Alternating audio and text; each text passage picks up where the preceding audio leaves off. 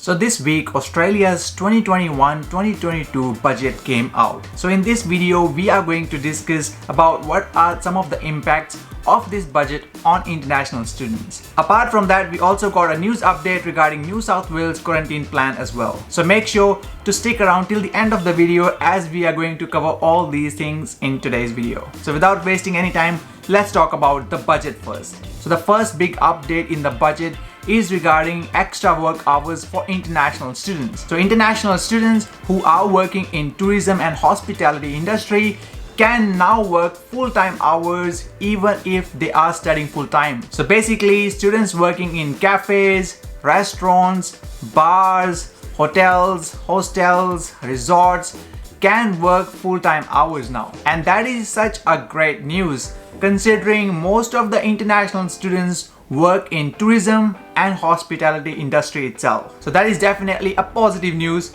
from this budget that came out. Now, as most of you are already aware that international students are only allowed to work 40 hours per fortnight when their study is in progress. So this extension of hours certainly helped lots of students who are in Australia. So this was in addition to the 4 other industries where international students can already work full-time hours as well. And some of these changes came in last year because of COVID times. So students working in industries like aged care, disability, healthcare, agriculture can also work full-time hours. And now they've just added tourism and hospitality in that list. So for more details on these industries, I highly recommend you to check Department of Home Affairs website. Well, make sure to include the link in the description. Now, the second update that concerns international students in the budget is regarding international borders. And as per the budget, it is estimated that Australia's borders may not fully open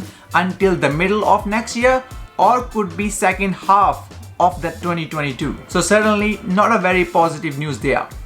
But for international students, it is mentioned in the budget that small phased programs will start in late 2021 and there will be a gradual increase to these numbers from 2022. So there is no specific month that has been given in the budget regarding the arrival of international students. However, a small pilot programs is mentioned in the budget that will probably start sometime in the late 2021. And it is also estimated that these numbers will gradually increase in 2022. Again, not very specific plan mentioned in the budget. And it's important to note that these budgets are always an estimation and these time frames and numbers might change based on the circumstances. So please keep that thing in mind. So these were the 2 major updates that came out of a budget that affect international students. However, we've got an update on New South Wales quarantine plan as well. If you remember, in one of our previous videos, we have talked about New South Wales quarantine program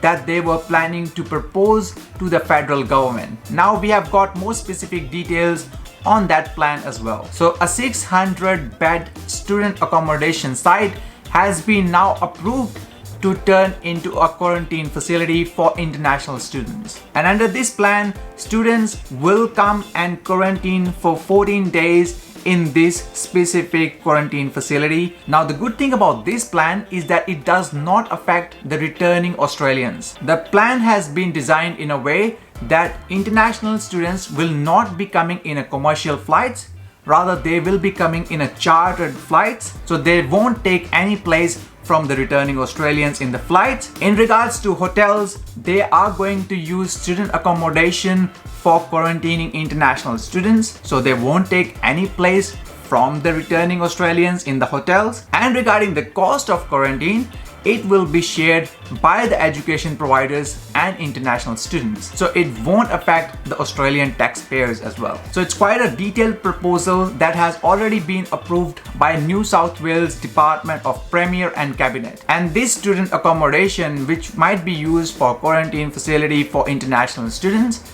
has already been inspected by the government officials and the police as well. So the idea here is to bring few hundred students before the start of semester 2, which will help New South Wales government and other international education providers that this model could work in other states as well. Now this proposal obviously have to be approved by federal government and the Education Minister Alan Tudge before we can actually see it implemented. We can't say that whether this plan, like many other plans in the past, will be approved or not. So we have to wait and watch this space. And in all honesty, students are sick and tired of listening to these plans and programs only. Except one pilot program, there has been no implementation on any of these proposed plans. We and many other education providers and international students would love to see these plans implemented as well. And we're really hoping that this time around, federal government takes this plan seriously and hopefully put it in place so we can show this model that it could work to bring international students without harming any places for Australian citizens. Now, for those students who haven't applied yet, it might be worthwhile